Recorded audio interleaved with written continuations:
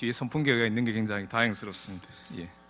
성경은 여러 곳에서 족보 또는 계보를 언급하고 있습니다. 대표적인 것으로는 이제 마태복음 1장, 누가복음 3장에 언급된 예수님의 족보를 들 수 있을 것입니다. 그 외에도 역대상은 사실은 이제 전체가 족보로 되어 있다라고 해도 과언이 아닐 정도인데 1장부터 8장까지 무려 8장에 걸쳐가지고 이스라엘의 족보를 구체적으로 언급합니다. 그래서 아담에서부터 시작해가지고 솔로몬 왕에 이르기까지 사실은 이제 이스라엘의 거의 모든 족보가 다 총망라되었다라고 해도 과언이 아닙니다. 근데 그 중에 제일 많은 분량을 차지하는 것이 이스라엘의 12지파입니다. 그래서 당연히 유다에서부터 베냐민에 이르는 이스라엘의 12지파, 그 12지파가 어떻게 해가지고 지금까지 형성되었는가라고 하는 것을 보여주고 있습니다. 우리가 살펴보고 있는 창세기에도 5장의 아담에서부터 노아에 이르기까지 계보가 상세하게 기록되어 있습니다.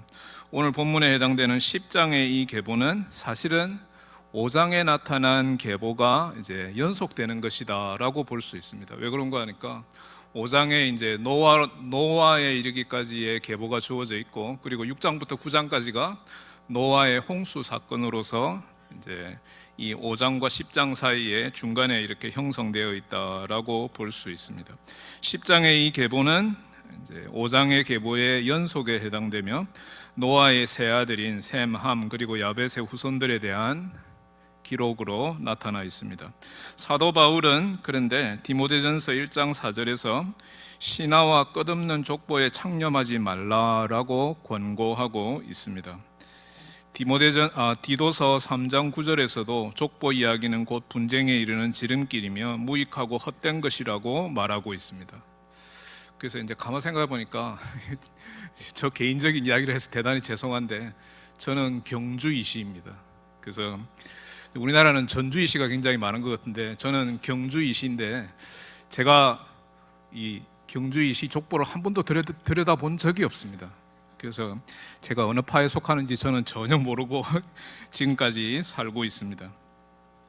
그렇습니다. 족보에 지나치게 몰두하는 것은 아무런 유익이 없으며 사실상 시간 낭비일 뿐입니다. 유대인들이 지닌 선민의식은 그들의 가문과 족보에 열중하게 만들었는데 그건 정말 헛되고 부질없는 일일 따름입니다.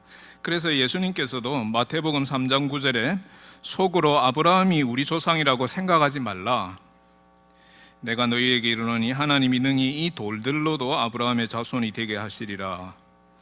족보를 따지고 자기 자신이 정말 대단하다, 우월하다라고 하는 것을 드러내고 그거를 밝히려고 하는 것은 하나님 나라에 아무런 소용이 없으며 죄악을 용서받고 구원받아 영생의 길을 걸어가는데 사실상 전혀 보탬이 되지 않습니다. 그렇다면 우리는 어떤 이유에서 또는 어떤 방식으로 창세기 10장의 노아의 후손에 관한 족보를 대해야 할까요? 이 기사에 나타난 여러 족속의 이름들을 사실은 굉장히 좀 낯설다라고 말할 수 있습니다. 이제 여러분들 오늘 이제 성경 봉독하시는데 저도 그랬지만은 이게 이름이 워낙 낯설어가지고 발음하는데 상당히 애로를 겪었을 것이다라고 이제 생각이 듭니다. 그런데 이제 우리가 살고 있는 세상이 도대체 어떻게 되어 있는가, 이 세상의 연원이 어떠한가라고 하는 것을 이해하는데 어느 정도 도움을 제공한다는 점에서 살펴볼 만한 가치를 지니고 있습니다. 셈과 함과 야벳의 후손들이 각기 다른 지역으로 이제 퍼져나가서 번성하여 살게 되었다는 이 기사는 우선 앞장인 9장에 나타난 노아 언약의 성취에 해당됩니다. 지난주에도 말씀드린 대로 노아 언약이 어떻게 성취되었느냐라고 할 때 10장에 나타난 이 족보가 그것을 바로 입증하고 있다라고 볼 수 있습니다. 노아의 후손들에게 하나님께서 생육하고 번성하여 땅을 채우라라고 하는 명령과 약속을 주셨고, 이 언약은 어김없이 하나님의 신실하심을 따라 그대로 성취되었던 것입니다. 이 점에서 우리는 우리 하나님이 자기 약속을 지키시는 언약의 하나님 되심을 깨닫고 그를 높여드리고 마음껏 찬양할 수 있어야 하겠습니다. 먼저 창세기 10장을 살펴보기에 앞서 창세기 5장의 족보와 창세기 10장의 족보의 차이를 생각해 봅시다. 창세기 5장은 아담의 후손의 계보를 아주 상세하게 소개하고 있지만은 이들이 어디에 거주하게 되었는가라고 하는 것을 밝히는 대신에 아담의 후손들의 나이를 아주 구체적으로 언급하고 있습니다. 그래서 한번 확인해 봅시다. 노아는 몇 살까지 살았다라고 나와 있습니까? 노아 홍수 난 게 몇 살 때였습니까? 하장놀이 몇 살 때였습니까? 600세죠, 그죠? 600세. 그러고 난 다음에 노아는 이제 350년을 더 살았기 때문에 노아가 950년을 살았습니다. 그래서 이제 나이에 대해서 아주 자세하게 하나도 안 빠뜨리고 언급하고 있는 것이 창세기 5장 족보에 나타난 특징입니다. 창세기 10장은 노아의 후손들이 정말 많다. 그리고 또 두드러지게도 이들이 어떤 지역에 각기 흩어져서 살게 되었는가를 상세하고 장황하게 다루고 있다는 점에서 이 5장의 족보하고는 이제 뚜렷한 차이를 보이고 있습니다. 그래서 아까도 말씀드린 대로 저를 포함한 대부분의 창세기 10장 독자들은 이거 좀 건너뛰었으면 좋겠다라고 하는 유혹에 직면하게 되는 것이 사실입니다. 저도 그랬습니다. 그래서 오늘 창세기 10장은 건너뛰고 바로 11장으로 들어가야 안 되겠나라고 하는 생각을 많이 하게 되었습니다. 그런데 이제 10장 본문으로 들어가서 이 족보에 나타난 특징을 간략하게 살펴보도록 합시다. 먼저 우리가 흔히 알고 있는 노아의 세 아들의 이름의 순서에 관한 것입니다. 이제 우리가 알고 있는 대로 셈, 함, 야벳 이런 순서로 되어 있는데 그 순서 대신에 야벳, 함, 그리고 셈의 순서로 족보가 작성된 것을 살펴볼 수 있습니다. 그래서 이제 창세기 10장 2절에서부터 5절은 야벳의 후손들, 그리고 6절에서부터 20절은 함의 후손들, 그리고 마지막으로 21절에서부터 31절까지의 셈의 후손들의 족보를 다루고 있습니다. 그래서 많은 족속들의 이름과 지역명 그리고 국가명 이런 게 등장하기 때문에 이 족보를 처음 대하는 사람들에게 지루한 느낌을 주는 것이 사실입니다. 그래서 여러분도 아마 이렇게 읽으시면서 이게 엄청 길구나, 엄청 많구나 라고 하는 느낌을 받으셨을 것입니다. 그런데 찬찬히 살펴보면 다음과 같은 특징을 발견할 수 있습니다. 먼저 고멜을 위시한 야벳의 일곱 아들에서 비롯되는 후손에 관해서는 본문 5절이 요약적으로 설명하고 있는 것을 발견할 수 있습니다. 5절 함께 읽어보겠습니다. 시작. 이들로부터 여러 나라 백성으로 나뉘어서 각기 언어와 종족과 나라대로 바닷가의 땅에 머물렀더라. 이게 이제 야벳의 후손들의 특징이다라고 볼 수 있는데, 이 5절에 나타난 특징 가운데 가장 두드러진 게 어떤 표현인고 하니까 바닷가의 땅이다라고 하는 표현입니다. 그래서 이 말은 무슨 말인고 하니까 야벳의 후손들이 바다 사람들이었다, 항해하는 사람들이었다라고 하는 거죠. 해양인들이었다. 그래서 이 야벳의 후손들을 생각하면은 이제 우리가 살고 있는 이 김해는 뜻이 철의 바다입니다. 단어 그대로, 그죠? 쇠의 바다, 철의 바다라고 하는 뜻을 가지고 있는데, 이제 옛날에 김해에 살았던 이제 이 가야인들이 사실은 배를 타고 이제 굉장히 무역을 즐겨하는 사람들이었다라고 하는 것은 역사적으로 이미 고정된 사실입니다. 자, 그래서 야벳의 후손들로부터 바다 사람들, 항해자들 또는 이제 무역하는 사람들이 등장했다. 그래서 이제 먼 나라로 배를 타고 가서 무역을 하고 다시 돌아와서 이 바닷가의 땅에서 살았다라고 하는 것을 우리가 알 수 있습니다. 둘째, 함의 아들은 6절에 구서와 가나안을 포함한 4명이었는데 이 후손의 특징은 8절 이하에 등장하는 구스의 아들 니므롯에 의해서 잘 드러나 있다라고 볼 수 있습니다. 그는 첫 용사로서 바벨을 위시한 8개의 성읍들을 건설했습니다. 본문 10절에서부터 12절 말씀 함께 읽어보겠습니다. 10절에서 12절 시작. 그의 나라는 시날 땅의 바벨과 에렉과 악각과 갈레에서 시작되었으며 그가 그 땅에서 아수르로 나아가 니느웨와 르호보딜과 갈라와 및 니느웨와 갈라 사이에 레센을 건설하였으니 이는 큰 성읍이라. 그래서 이제 세 보면은 8개입니다. 그죠? 건설한 성읍이 8개인데 물론 더 있을 수도 있을 것입니다. 근데 여기에서 우리가 알 수 있는 사실은 무엇인가 하니까 함의 후손들이 아까 야벳의 후손들하고는 약간 달리 바닷가에 거주하는 사람들이 아니라 성읍을 건설하는 사람들, 도시를 건설하는 사람들. 그래서 도시를 처음에는 조그마한 것을 건설했다가 나중에는 점점 더 큰 성읍을 건설하게 되었다라고 하는 것을 이야기합니다. 그래서 이제 이 사람들은 사실은 도시인들이었다. 성을 건설하고 이 성읍에 거주하는 도시인들이었다라고 하는 것을 알 수 있습니다. 그런데 이제 문제가 뭔가 하니까 성을 건설하는 것은 되게 좋은데 어떻게 해가지고 성을 건설했느냐? 이제 이 니무롯이라는 사람이 처음에 시날 땅에서 시작했다라고 했는데 시날 땅에 거하다가 나중에 아수르, 바벨 뭐 이런 지역까지 다 점령하게 됩니다. 그 말은 무슨 말인가 하니까 점령했다는 말은 그곳에 있는 사람들을 자기의 노예로 삼았다라고 하는 말이겠죠. 그 노예로 삼아가지고 그 사람들을 동원해서 성을 지었다라고 하는 것을 우리가 알 수 있는 부분입니다. 이런 이유에서 9절에 보면은 니무롯을 용감한 사냥꾼이다라고 표현한 것을 볼 수 있는데 여기에 용감하다라고 하는 표현은 우리 귀에는 굉장히 긍정적으로 들립니다. 그런데 원문의 의미는 무력으로 자신의 실력을 행사하여 다른 사람들을 제압할 정도로 살기등등한 이런 의미를 가지고 있습니다. 그래서 사실은 이제 부정적인 차원에서 용감하다라고 하는 뜻입니다. 사냥꾼이라는 표현은 동물을 사냥하는 차원을 넘어서서 사람을 무력으로 제압하여 노예로 삼는 자를 가리킨다라고 보아야 할 것입니다. 그렇다면은 용감한 사냥꾼 니무롯은 하나님이 주신 능력으로 주위의 사람들을 제압하고 그들을 노예로 삼고 큰 도시를 건설한 지도자로 볼 수 있는데 이는 자신의 능력을 발휘하여 다른 사람들을 죽이고 노예로 삼는 악한 지도자의 모습으로 해석될 수밖에 없는 것입니다.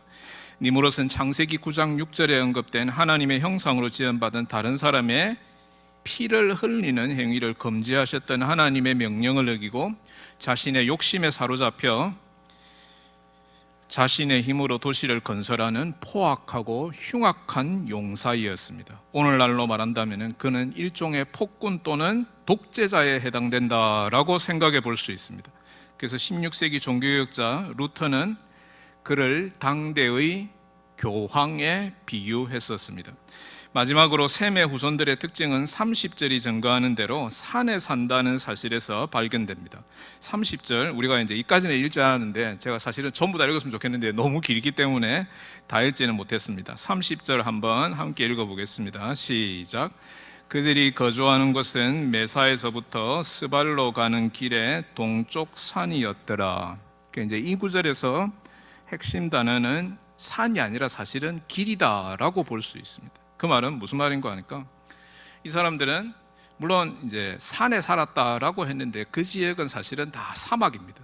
이제 사막의 한쪽 산에 살았다라고 하는 말인데 여기 표현이 어디에서 어디로 가는 그러니까 메사에서부터 스발로 가는 길의 동쪽의 산이었더라. 거기 살았다라고 하는 거죠. 근데 더 정확하게 이야기하면은 이 사람들은 이 길에 살았다라고 볼 수 있습니다.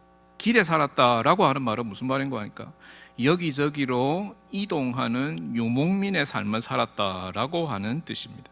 그렇다면은 우리는 다음과 같이 셈과 함과 야벳의 후손들의 삶에 나타난 특징을 정리해서 3가지로 요약해 볼 수 있습니다. 먼저 앞에 살펴보았던 야벳의 후손들은 바닷사람들, 해양인들, 무역에 종사하는 사람들이었습니다.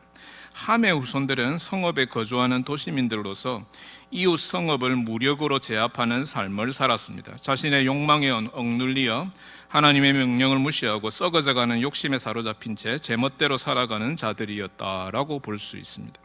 마지막으로 셈의 후손들은 도시에도 바닷가에도 살지 않고 여러 지역을 떠돌아다니는 유목민들이었습니다. 셈의 후손들 가운데 나중에 창세기 11장이 증가하는 바와 같이 데라의 아들인 아브라함이 나오게 되며, 아브라함을 보면은 아브라함이 어떤 사람입니까? 아브라함이 사실은 유목민이었습니다. 여기저기 왔다 갔다 하는 유목민이었다라고 볼 수 있는데, 아브라함이 바로 지금 우리가 이야기하는 대로 셈의 후손입니다. 그런데 이렇게 셈과 함과 야벳의 후손들이 번성하여 여러 지역에 흩어져서 국가와 성읍을 세우고 바닷가에서 사막에서 여러 도시에서 살게 되었다라고 하는 것보다 더 중요한 사실이 하나 있습니다. 그건 뭔가 하니까 이들을 하나로 묶는 공통점이 있다라고 하는 사실인데, 이들은 모두 노아의 후손이었습니다. 그래서 창세기 저자 모세는 10장 마지막 절인 32절에서 다음과 같이 언급하고 있습니다. 이들은 그 백성들의 족보에 따르면 노아 자손의 족속들이요 홍수 후에 이들에게서 그 땅의 백성들이 나뉘었더라. 이게 지금 여러 다양한 종족으로 언어로 그죠? 이렇게 다 나눠졌는데, 궁극적으로 따져보면 다 하나의 조상 노아의 후손이었다라고 하는 것입니다. 그런데 더 중요한 것은 이들이 노아의 자녀들이기에 앞서 하나님의 자녀들이며 하나님의 백성들이다라고 하는 사실입니다. 아마도 저자는 이 점을 특히 강조하고 싶었던 것 같습니다. 모두 다른 지역에 흩어져서 다른 족속들로서 다른 언어들을 구사하고 살아갔지만은 모두 하나님의 자녀들이다라고 하는 점이 이들의 공통된 특징에 해당됩니다. 이런 이유에서 오늘 설교의 제목을 온 인류는 하나님의 자녀들이다라고 정했습니다. 이들은 모두 노아의 후손이며 하나님의 손에 의해 지음받은 하나님의 자녀들입니다. 이들 모두는 아무런 예외 없이 창세기 9장 6절 말씀대로 하나님의 형상대로 지음받은 하나님의 자녀들이었습니다. 우리는 이 사실에 주목해야 합니다. 사도행전 17장 26절 말씀이 다음과 같이 이 사실을 정확하게 지적하고 있습니다.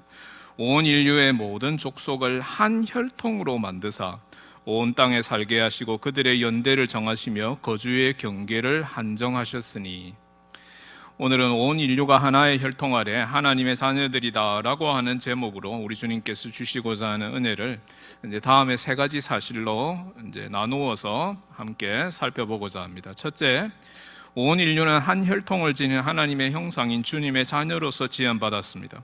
하나님께서 천지를 창조하시고 여섯째 날에 인간을 만드셨습니다. 인간을 만드시되 그 코에 생기를 불어넣으시고 자기 형상대로 지으셨습니다. 이 점에 있어서 인간의 고귀함이 발견됩니다. 우리 인간은 하나님의 형상으로 하나님의 콧김을 따라서 지음받았기 때문에 그 자체로서 너무나 소중하고 고귀한 것입니다. 한 나라의 헌법이 인간을 고귀하다고 선언하기 때문에 인간이 고귀한 것이 아닙니다. 헌법이 제정되기 전에 시초부터 인간은 하나님의 자녀로서 그의 형상을 따라 지음받았습니다. 그리고 온 인류는 하나의 혈통으로 지음받았습니다. 이 사실이 창세기 10장이 증가하는 내용 중에 제일 중요한 내용이다라고 아까 말씀드렸습니다. 우리는 여러 다양한 사람들과 함께 살아가고 있습니다. 사람을 자세히 들여다보면 어떤 사람도 다른 사람과 100% 똑같은 사람은 없습니다. 가족들을 들여다봐도 생긴 게 다 다르다라고 볼 수 있습니다. 한 형제인데, 한 부모 밑에 태어난 형제들인데도 모양이 다 조금씩 다릅니다. 심지어는 쌍둥이도 모습이 다릅니다. 쌍둥이는 제가 조금 압니다. 왜 아는 거 하니까 저희 집사람이 쌍둥이 중에 하나입니다. 그래서 제가 압니다. 그런데 자세히 보니까 다르더라고요. 근데 이제 나이가 들어가면 들어갈수록 더 많이 달라지더라고요. 그래서 어떤 사람도 다른 사람과 100% 똑같은 사람은 사실상 없습니다. 거의 동일한 유전자를 공유하고 있다라고 하는 쌍둥이도 사실은 많이 다른 것 같습니다. 또 우리 주변에 외국 사람들이 이제 점점 증가하고 있는 추세인데, 이 외국 사람들을 대하게 되면은 사람들 사이에 이런 차이는 더욱 극명하게 확대되어 다가옵니다. 외국 사람들하고 만나게 되면은 제일 먼저 답답한 게 뭔가 하니까 말을 해도 못 알아듣고, 무슨 말을 할 수도 없고 건넬 수도 없고, 저쪽에서도 못 알아듣고 나도 어떤 말을 해야 될지 모르겠고, 말이 통하지 않으니까 우리가 아무리 외국어를 배웠다라고 하더라도 완전한 의사소통은 불가능한 것입니다. 그럼에도 불구하고 사람은 공통점을 지니고 있습니다. 이 공통점은 어디에서 찾아야 할까요? 우리 사람이 이렇게 함께 공유하고 있는 게 도대체 뭐냐? 그건 도대체 어디에서 찾아야 할까라고 하는 질문을 할 수 있습니다. 인간됨의 공통점은 모두가 아무리 다양하고 아무리 다르고 차이가 난다라고 하더라도 하나님의 자녀로서 지음받았다는 사실에서 찾아야 할 것입니다. 오늘은 어린이 주일입니다. 원래 어린이날은 소파 방정환 선생에 의해서 1920년대에 시작되었습니다. 어린이를 새롭게 정의했던 천도교의 영향을 많이 받은 방정환 선생은 모든 인간은 평등하고 존중받아야 한다는 사고를 어린이에게도 적용해서 어린이날을 제정하고 이를 기념하고자 했던 것입니다. 그런데 천도교는 아주 독특한 사고를 지니고 있습니다. 그게 뭔가 하니까 제가 찾아보니까 어린이를 때리는 것은 그들이 신으로 섬기는 한우를 때리는 것으로 간주했습니다. 한우를 때리는 것이다. 그러니까 결단코 어린이를 학대하거나 때리거나 이런 일을 하면 안 된다라고 하는 거죠. 천도교의 이런 사상이 우리나라 어린이날 제정 정신에 녹아 들어가 있습니다. 우리가 이런 사상에 동의하거나 이를 수용할 이유는 전혀 없습니다. 그러나 모든 어린이가 인간으로서 존중받아야 할 이유는 이들도, 우리 자녀들도 다 하나님의 형상으로 지음받은 사실에서 찾아볼 수 있습니다. 그러므로 우리는 우리의 이웃뿐 아니라 세상의 모든 사람들을 대함에 있어서 이들을 존중하고 사랑하는 법을 하나씩 배워나가야 합니다. 이것이 바로 노아 언약에 나타난 정신입니다. 니므롯처럼 다른 사람을 무력으로 제압하여 그들을 내 욕망을 채우는 수단으로 삼아서는 아니 될 것입니다. 도시 문명의 대가는 이런 방식으로 인간들 사이에 불평등을 초래하도록 만든 것입니다. 아까 말씀드린 대로 도시 문명 가운데서 결국은 노예가 등장하게 되었던 것입니다. 노예라고 하는 제도가 정착되었고 제도화되었던 것입니다.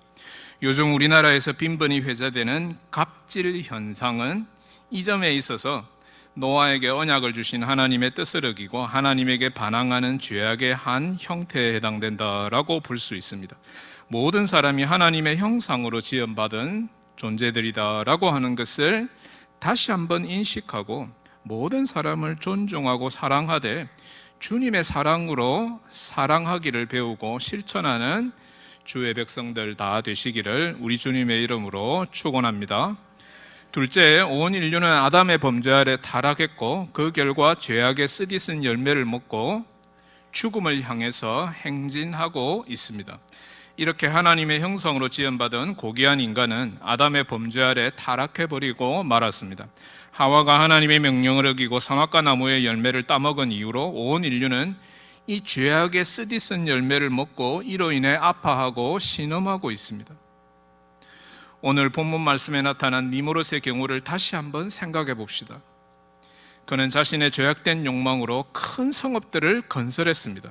그러나 이 성읍들을 건설하는 과정에서 수많은 힘없고 나약한 사람들이 노예로 붙잡혀왔고 성읍 건축에 동원되었을 것입니다. 이 노예들은 자기 가족들과 생이별하는 아픔을 겪어야 했고 평생을 무거운 노역에 시달리면서 살아가야 했습니다. 이들의 삶은 니므롯이라는 용감한 사냥꾼에 의해서 비참하게도 완전히 망가지고 말았습니다. 이 사냥꾼의 죄악에 의해서 수많은 노예들이 인간다운 삶을 보장받지 못한 채 노역에 시달리다가 생을 마감해야 했을 것입니다. 인간의 죄악된 삶은 니므롯의 시대에만 국한되는 것은 결코 아닙니다. 21세기를 살아가는 우리 모두의 삶에 죄악이 자리 잡고 엄청난 영향력을 행사하고 있습니다. 우리 모두는 육체의 소욕에 사로잡힌 채 세상을 살아갑니다. 사도 바울은 갈라디아서 5장 19절에서부터 21절에서 육체의 일을 다음과 같이 표현하고 있습니다. 육체의 일은 분명하니 곧 음행과 더러운 것과 호색과 우상숭배와 주술과 원수 맺는 것과 분쟁과 시기와 분냉과 당 짓는 것과 분열함과 이단과 투기와 술 취함과 방탕함과 또 그와 같은 것들이라. 전에 너희에게 경계한 것과 같이 경계하노니 이런 일을 하는 자들은 하나님의 나라를 유업으로 받지 못할 것이요. 이 죄를 범한 사람들의 이 죄의 리스트가 얼마나 긴지 제가 숨이 가쁩니다. 물론 더 많을 것입니다. 인류 타락의 쓰디쓴 열매는 인류에게 아픔과 슬픔과 고통을 가져다 준 것에 지나지 않습니다. 온 인류는 하나님의 자녀로 지음받았음에도 불구하고 타락하여 하나님의 나라에서 추방당했습니다. 이 세상에 태어나서 살아가는 온 인류는 이제 어느 누구도 하나님의 나라를 유업으로 받을 수 없게 되었습니다. 죄로 인해 영원히 죽을 수밖에 없는 자리에 처하게 된 것입니다. 로마서 5장 12절 말씀입니다. 함께 읽어보겠습니다. 로마서 5장 12절 말씀 시작.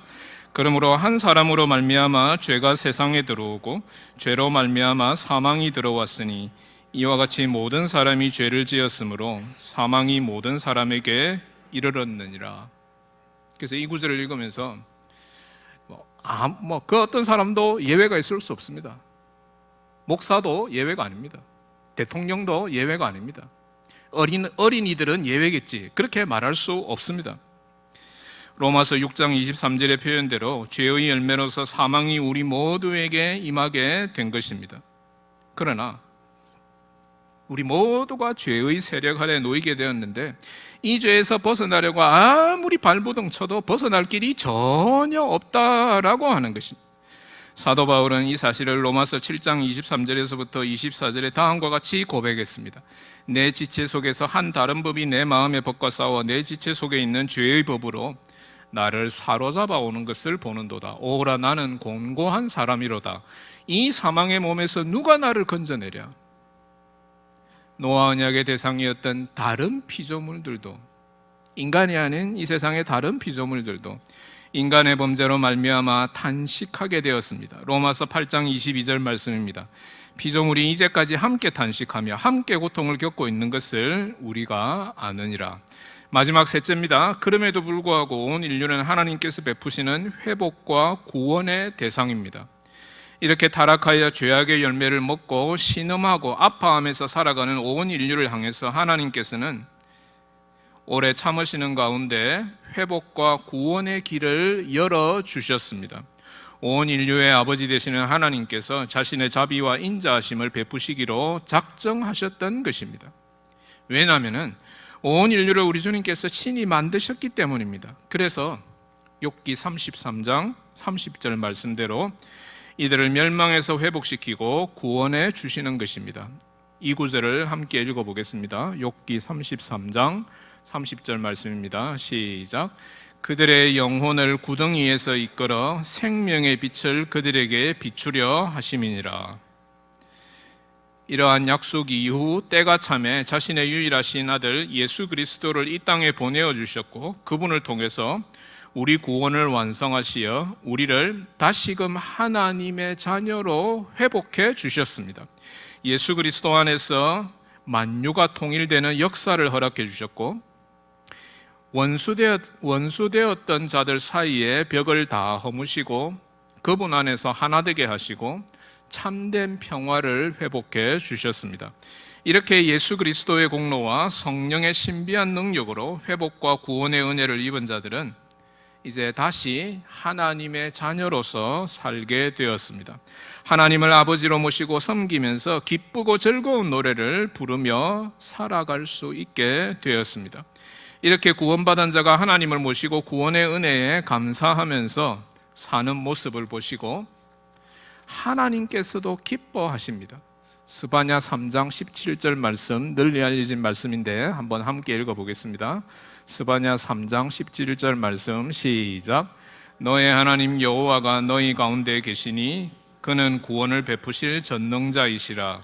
그가 너로 말미암아 기쁨을 이기지 못하시며 너를 잠잠히 사랑하시며 너로 말미암아 즐거이 부르며 기뻐하시리라. 이 구절은 생각하면 생각할수록 아주 놀라운 구절이 아닐 수 없습니다. 이제 우리가 하나님을 어떻게 알고 있는가? 여기 이 구절은 하나님이 노래 부르는 하나님이다라고 말하고 있습니다. 그것도 왜 하나님이 노래를 부르시는 거 아니까?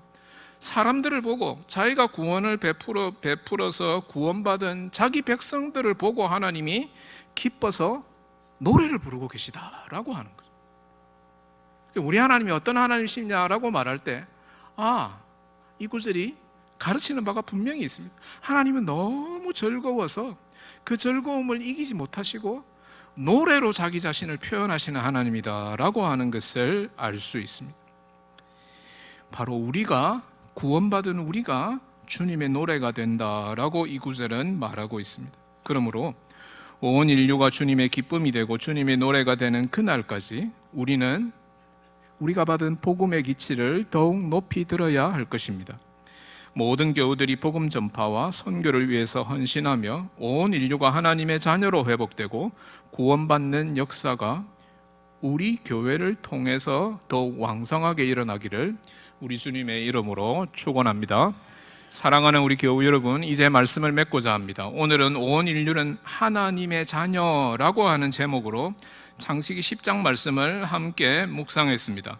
온 인류는 하나의 혈통으로 지음받은 하나님의 자녀입니다. 많은 차이가 있고 서로 공감하지 못하는 부분이 많이 있지만은 온 인류는 모두 하나님의 자녀로서 공통점을 지니고 있습니다. 이 공통점은 하나님의 형상으로 지음받은 존재이기 때문입니다. 둘째, 온 인류는 아담의 타락 이후로 죄악의 쓰디쓴 열매를 먹고 신음하고 아파하고 죽어가고 있습니다. 본문 말씀에 등장하는 포악하고 살기등등한 사냥꾼 니므롯의 삶이 이를 분명하게 증명하고 있습니다. 죄악으로 인해 온 인류는 하나님 나라에서 쫓겨났고 모두 다 사망의 나라에 들어가게 되었습니다. 이로 인해 우리 모두는 사탄의 종이 되었고 그의 통치 아래서 희망을 상실하고 아파하고 신음하면서 살아가고 있습니다. 셋째, 그럼에도 불구하고 온 인류는 하나님이 베푸시는 회복과 구원의 대상입니다. 하나님은 자신의 자비와 사랑으로 자신의 유일하신 아들 예수 그리스도를 이 땅에 보내주셔서 죄악으로 인해 신음하고 있는 인류 구원을 마침내 완성하셨습니다. 예수 그리스도를 믿고 따르는 모든 사람들은 죄악과 사망의 권세에서부터 벗어나서 하나님의 언약 백성이 되었습니다. 우리는 이 구원의 소식을 만방에 널리 전파하는 자들이 다 되어야 할 것입니다. 부디 우리 교회가 복음의 기치를 더욱 높이 들고 온 인류가 하나님의 자녀로 회복되고 구원받는 이 일에 동참하는 놀라운 복을 누리게 되기를 진심으로 소원합니다.